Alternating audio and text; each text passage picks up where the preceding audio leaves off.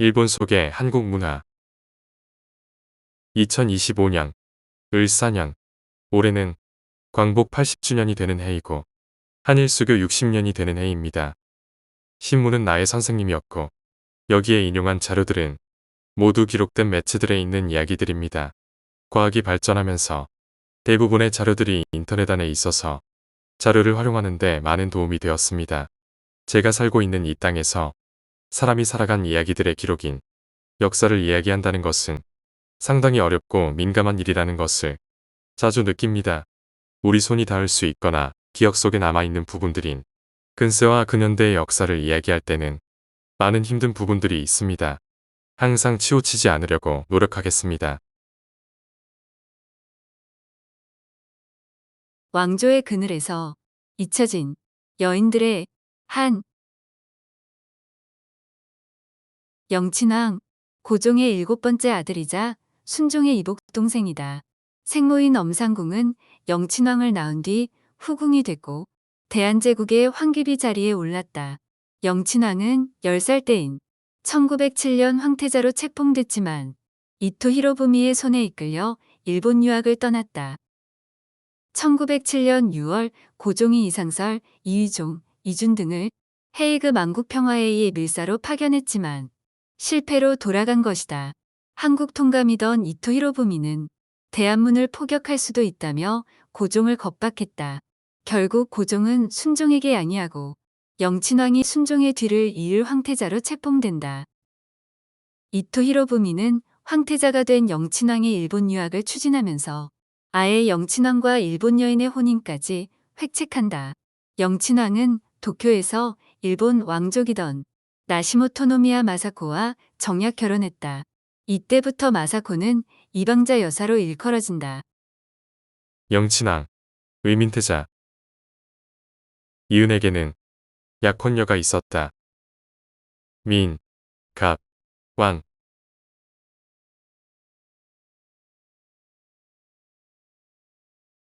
민가반, 아버지 민영도는 명성황후 민씨의 먼 조카뻘이었고 동네부사와 미국, 영국, 벨기에 공사를 거친 분이다. 1906년에서 1907년 사이에 영친왕의 신부감으로 간택되었으며 당시 아버지 민영도는 승후관 직책을 갖고 있었다.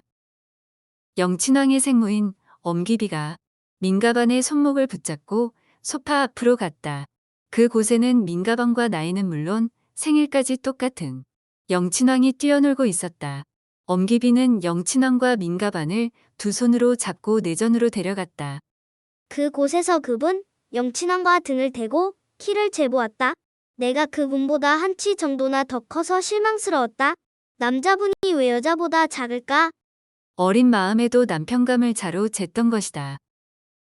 헤이그 밀사 사건의 와중에서 재간택 3간택의 과정도 무기 연기됐다.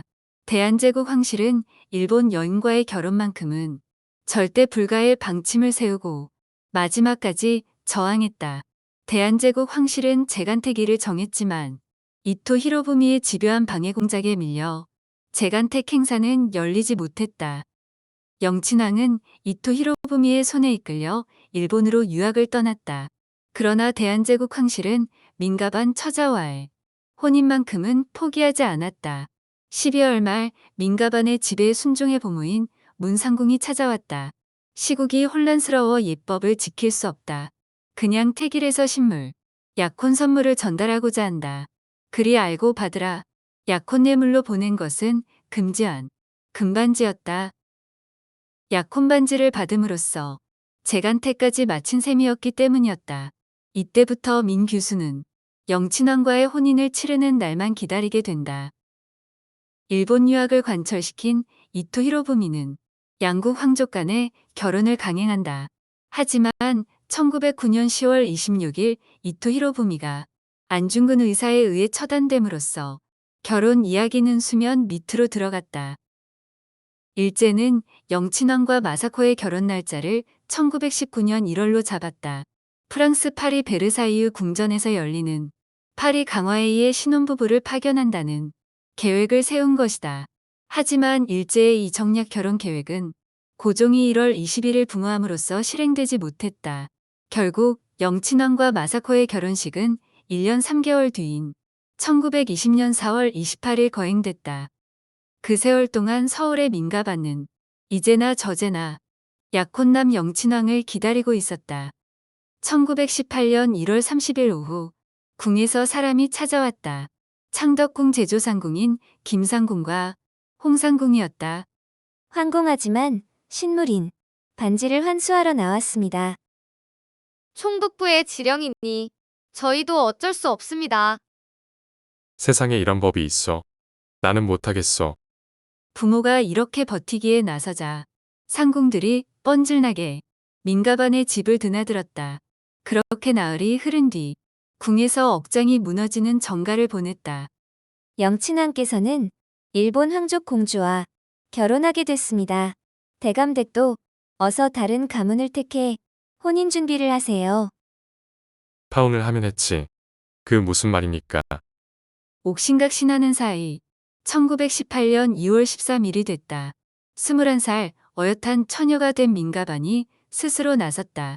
초주검이 된 부모님 대신 나서야 한다고 생각했다. 민가반 처녀는 상궁들을 불러다짐했다. 정혼을 한 지 10여 년간 미우나 고우나 난군으로 여겼는데 할 수 없지요. 신표는 있으나 없으나 모든 것은 마음 한가운데 있는 것이니 반환하겠습니다. 대신 민가반은 한 가지 조건을 걸었다. 아무런 이유 없이 신물을 반환한다는 영수증을 쓰고 도장까지 찍으라는 것이었다. 그러나 상궁들이 무슨 권한이 있었겠는가. 민가반이 끝끝내 버티자 상궁들은 대궐에 문서를 전달하는 관리인 정감을 시켜 도장을 받아냈다. 그런 다음 하얀 종이 위에 글을 썼다. 충신은 불사이군이여 열려는 불경이 부이다. 민가반은 영수증과 함께 이 글씨를 양전마마 순종과 순종비께 꼭 전해달라고 상궁들에게 신신당부했다. 하지만 상궁 가운데 홍상궁이라는 여인이 온 집안이 울고 불과하는 경황 없는 틈을 타 힘들게 받은 영수증을 훔쳐가 버리고 말았다. 다음 날 더 기막힌 일이 일어났다. 아버지 민영돈이 대궐로 불려들어가 신의 여식을 금년 내로 다른 가문에 시집 보내지 않으면 중죄를 받아도 좋다는 서약서를 썼다는 것이었다. 그때부터 민가반의 집은 눈물이 마를 날이 없었다. 할머니와 아버지는 시름시름 앓다가 잇따라 세상을 떠났다. 민가반이 초간택의 절차를 통과하고 약혼 반지를 받은 것이 1907년이었으니까 13년 만에 완전히 남남이 된 것이다. 1920년 6월 7일 민가반은 결국 상하이 망명의 길을 택한다. 영친왕이 마사코와 결혼한 지 50여일 만이었다. 딱 한 번 얼굴을 보고 키를 재봤던 남편 때문에 망명을 하게 된 것이다. 외삼촌과 동생이 동행했다. 상하이에서 우사 김규식 박사가 민가반을 찾아와 독립운동을 권유했다. 민소저, 소저의 원수는 저희가 갚아드리겠습니다. 소저는 용기를 내어 독립운동을 해봅시다. 제 아무리 일국의 천황이고 황태자라도 민족을 잊은 행동을 한 자는 죽어 마땅합니다. 민가반은 고개를 가로저었다. 그녀는 10여 년 동안 국모의 자격으로 신부 수업을 받았던 당대 조선의 전형적인 여인이었던 것이다. 아닙니다. 누구를 원망하지 않습니다. 남을 해치면서까지 팔자에 없는 행운을 찾고 싶지 않습니다. 사실 영친왕과 이방자가 결혼한 것은 1920년이었지만 신혼여행을 떠난 것은 7년이 지난 1927년 5월 23일이었다. 영친왕 부부는 일본 각지를 돌아 상하이를 거쳐 유럽으로 떠날 예정이었다.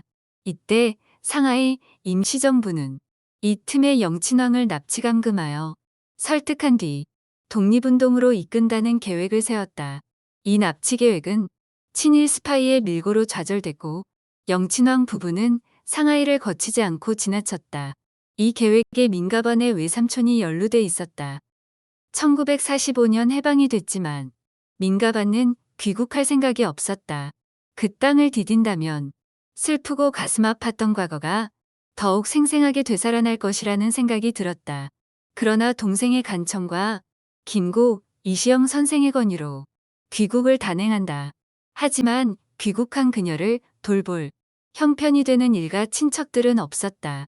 여관을 전전하고 친척 집에서 동가 숙소가식했다. 그러다 고종의 5번째 아들인 의친왕의 처소였던 의친왕궁 종로 관운동 의친왕의 사저에 머무르기도 했다. 한국 전쟁이 일어나자 민가방과 남동생 민천식 씨 가족은 부산으로 피란을 떠났다. 양가의 규수로 태어나 평생 수절했던 한 여인이 감내하기엔 세상 인심이 너무도 각박했던 것이다. 고혈압과 기관지염, 심장병 등 갖가지 지병에도 생활고 때문에 약값도 제대로 되지 못했다는 아픈 사연도 전해진다. 만년에는 후두암까지 겹쳐 고생하다가 1968년 만 70살의 나이로 한마는 세상을 떠난다. 대한제국 마지막 황태자의 정운여 민가방 교수가 생전에 이런 유언들을 남겼다고 한다. 나는 처녀인 만큼 절대 남의 집에서 죽게 하지 말고 수인은 옛날 선비처럼 남복을 입혀주세요. 운명은 고독해도 나는 실내 남복을 입혀 화장하고 마지막까지 가문과 황실을 지키고자 했던 여인의 유언이었다. 그의 유해는 부산 실로암 공원 납골묘에 안치돼 있다. 1920년 황태자 이인과 나시모토 노미야 마사코가 결혼을 했으며 1921년 왕세손 이진이 태어났고 1922년 왕세손 이진이 죽었다. 이방자 여사의 할아버지는 1837년 닌코 천황의 유자가 되어 구니노미야 아사히코 친왕에 봉해졌다. 이방자 여사의 아버지는 나시노모토 미야가의 양자를 가게 된다. 이방자 여사와 쇼와 천황의 부인인 고준 황후와는 사촌간이다. 황태자 이유는 일본에서 결혼 후에는 왕공조, 그것도 조선 이황가의 수장으로 일본 황족에 준하는 대우를 받았기에 생활 자체는 유복했다.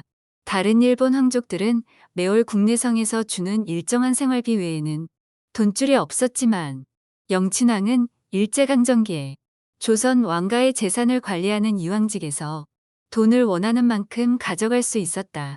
영친왕을 부러워하는 일본 황족도 있었다고 한다. 그러나 1947년 5월 3일 신헌법 시행 이후로 이황가든 다른 일본 황족이든 더 이상 아무 혜택을 받을 수 없게 되었다. 이진은 대통을 이을 종손이었으므로 영친왕과 이방자 내외가 한국으로 함께 데려가 얼굴을 비쳤는데 생후 8개월이라는 어린 나이에 일찍 죽었다. 훗날 이방자 여사는 독살설을 주장했지만 밝혀지진 않았다. 굳이 현실적으로 생각해 본다면 너무 어린 나이에 당시 열악한 환경에서 먼 거리를 왔다 갔다 하느라 몸에 무리가 가해진 상태에서 어린 아기가 작은 병에도 사망하는 일이 적지 않았고 이는 왕실이라 해도 예외가 아니었다. 영친왕 이은은 1945년 광복 직후와 1948년 등 두 차례 한국으로 돌아가고 싶다는 요청을 했다. 하지만 처음엔 미군정이, 다음엔 이승만이 거부했다. 1931년 둘째 굴을 낳고 다시 단란한 생활을 하였으나 1945년 제2차 세계대전 종전 후 화족제도 폐지로 이황가의 지위도 동시에 폐지됨에 따라 신분이 강등되어 재산을 몰수당하고 이은의 복권을 두려워했던 이승만 대통령의 방해로 귀국마저 좌절되었다. 일본에서는 남편이 한국인이므로 제1한국인으로 간주되었으나 대한민국 정부에서는 부부가 전부 한국인이 아니라고 간주하여 사실상 무국적자로서 고된 삶을 살았다. 그러다 1957년 유학 가 있는 아들을 보러 미국으로 가려고 했을 때 여권 때문에 영친왕 부부는 결국 일본 국적을 취득할 수밖에 없었다. 이군은 형은 아직 아기였을 때 요절했고 10년 뒤에 태어났기 때문에 사실상 외아들로 성장했다. 이황은의 후계자로서 이황세자라 불렸다.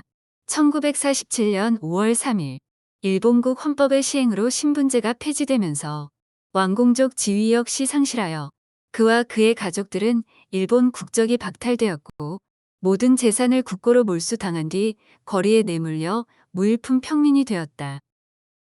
1953년에 미국 유학을 가 MIT 공과대학에서 건축학을 전공했고 유학 중 만난 8년 연상의 줄리아 리와 1958년 10월 25일 결혼한다.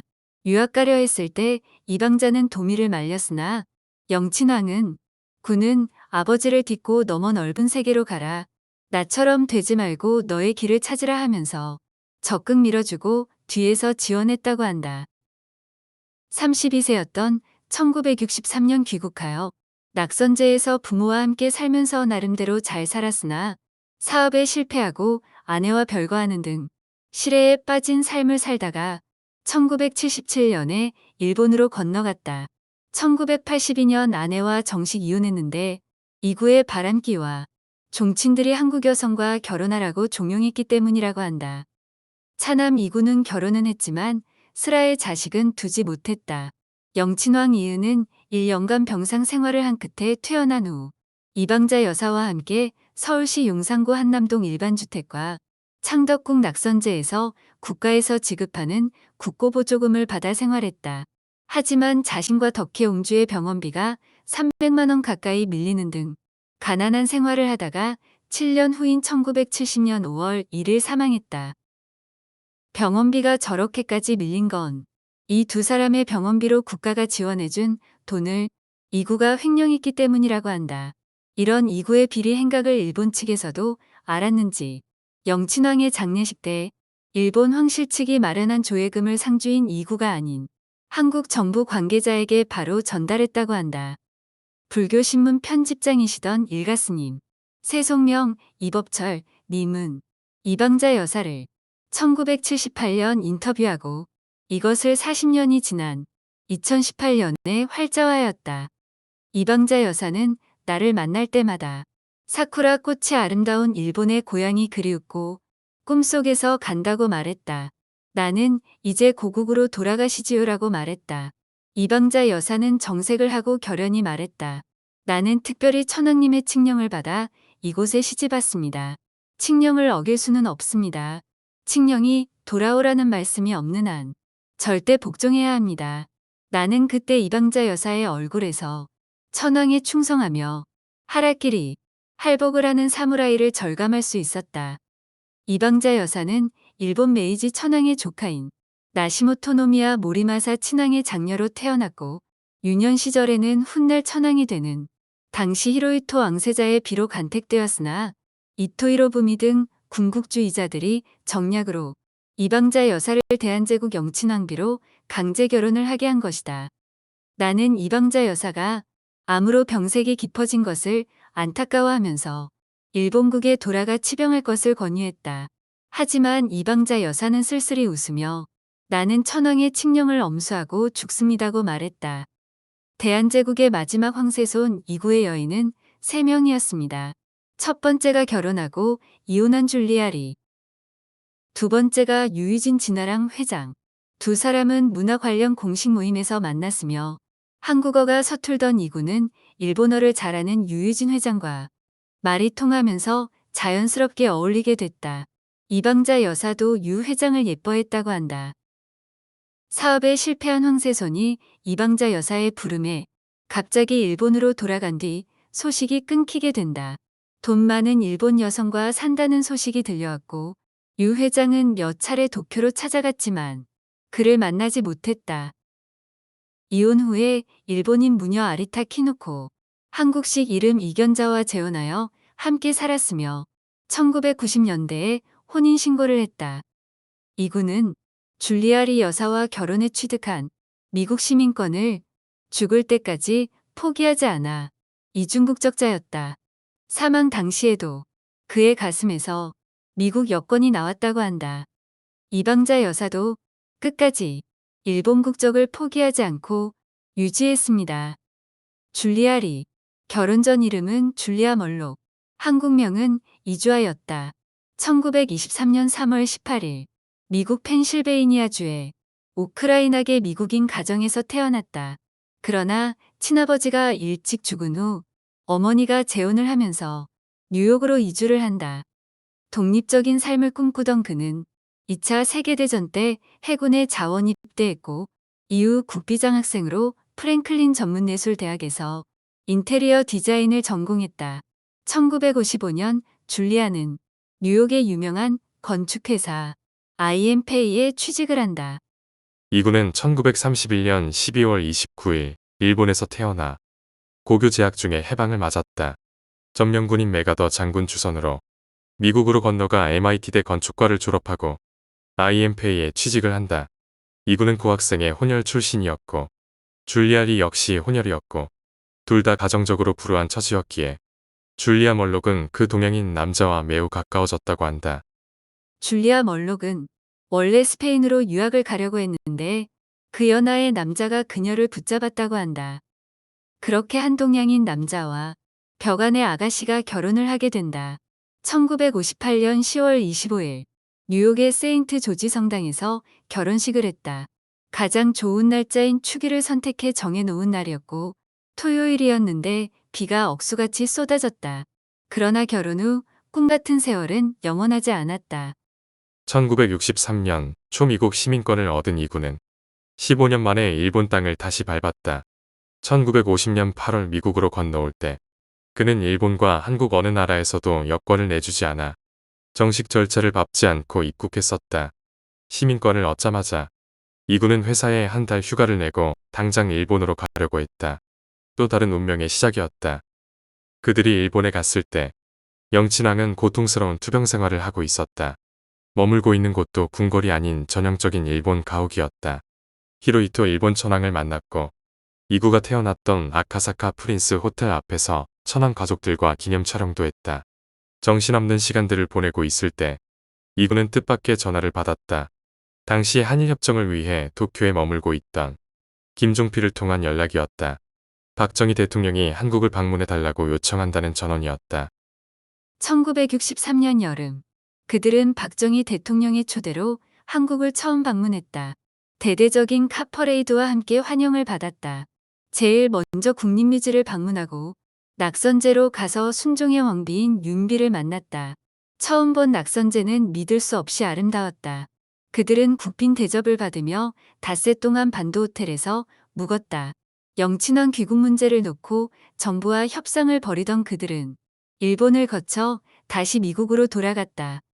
1963년 11월 영친왕의 환국을 계기로 줄리아리 여사도 남편인 이구 씨와 함께 미국에서 귀국을 한다. 1963년부터 1973년까지 10년이 지나갔다. 이구와의 관계는 소원해지고 시어머니 이방자 여사와도 갈등을 빚었으며 고통과 인내의 세월이었다. 이구는 급기야 화랑을 경영하던 여자와 동거를 시작했다. 1974년 두 사람은 별거를 시작했고 1979년 이구는 다시 일본 여자를 만났다. 1982년 변호사를 통해 이혼장이 날아들었다. 직접 이구를 만나 이야기해 보려 했지만 소용이 없었다. 아무 기회도 주어지지 않았다. 당시 줄리아 리는 이혼 뒤에 미국으로 돌아가지 않고 소공동 플라자 호텔 인근에서 줄리아 숍이라는 의상실을 경영했다. 그리고 시어머니인 이방자 여사가 했던 복지 사업을 계속 지원했다고 한다. 1984년 이구 씨는 사기 혐의로 피소되었고 1989년에는 어머니였던 이방자 여사마저 세상을 떠나자 아예 한국과의 인연을 끊으려는 듯한 행동을 한다. 종야공과 종친들의 귀국 종용이 계속 있었으나 그는 거절했다. 그러다가 생계가 막막해지면서 1996년 귀국해 전주이시 대동종야권 명예총재를 맡았지만 실제로는 일본에서 시간을 보내는 일이 많았다. 줄리아 리는 낙선제 시절부터 그랬던 것처럼 또 다시 생활고를 겪어야 했다. 1983년 이미 수년 전부터 장애인들을 돌보아왔던 그녀는 이들에게 수혜, 재봉 기술을 가르쳐 하이아트 호텔 안에 줄리아리 워크샵이라는 수혜점을 열었다.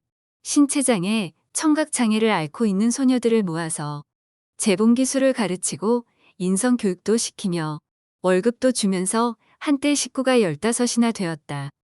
1995년 아직도 마음에 남아있는 이구 씨를 남기고 줄리아리 여사는 고국인 미국 하와이로 돌아갈 수밖에 없었다.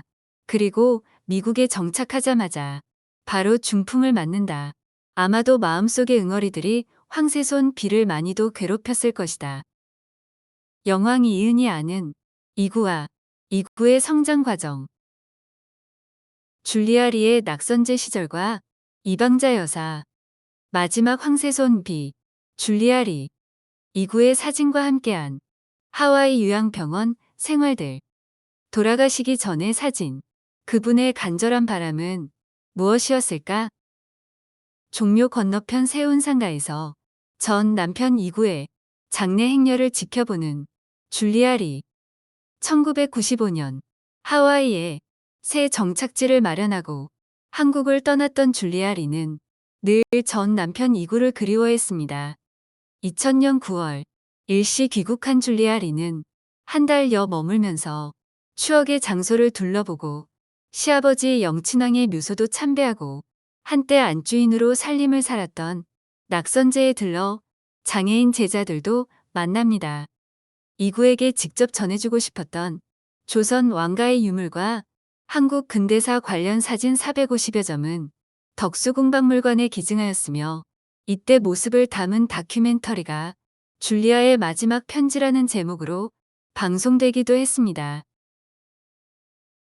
줄리아 리는 2017년 11월 26일 미국 하와이 할레나니 요양병원에서 노안으로 별세하였으며 자식이 없었던 줄리아 리의 임종은 낙선제 시절 입양한 이인숙 미국명 진아 리 씨가 지켰습니다. 줄리아 리는 생전에 한국에 묻히길 바랐지만 딸이 화장한 뒤에 유해를 태평양 바다에 뿌렸다고 합니다.